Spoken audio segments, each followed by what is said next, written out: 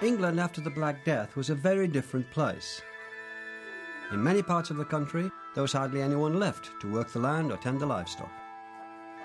The acute shortage of labour meant that those who did the work had the power to break from their feudal past and demand better conditions, higher wages. Times were changing.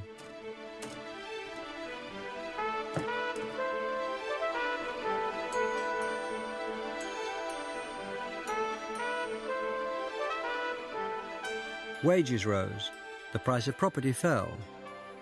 Working people seized the opportunities they'd never had before. The fortunes of the common people were changing. They were rising through society, and they took their English with them. By 1385, English had replaced French in the schoolroom, and as education and literacy spread, so did the demand for books in English.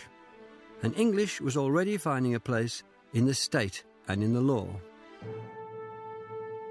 In 1362, for the first time in 3 centuries, English was acknowledged as a language of official business.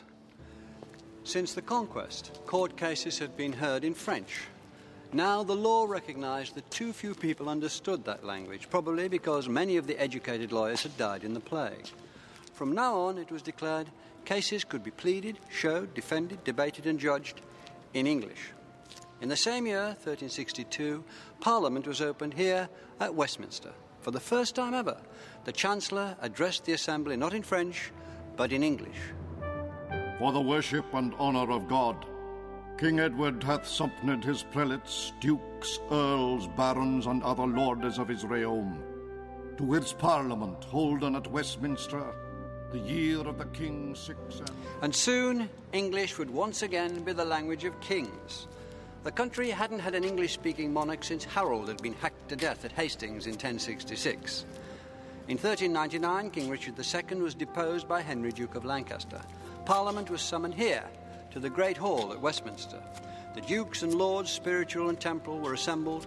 The royal throne, draped in cloth of gold, stood empty. Then Henry stepped forward, crossed himself, and claimed the crown.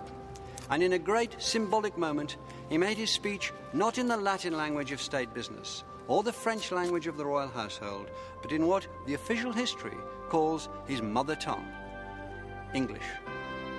In the name of the Father, Son, and Holy Ghost, I, Henry of Lancaster, challenge this realm of England, and the corona with all the members and the appurtenances. Als I that am descended by richtline of the blood, coming from the good Lord, King Henry III. And for that richt, that God of his grace hath sent me, with the help of me kin and of me friends, to recover it, the which realm was in point to be undone for the fault of governance and undoing of the God allowance.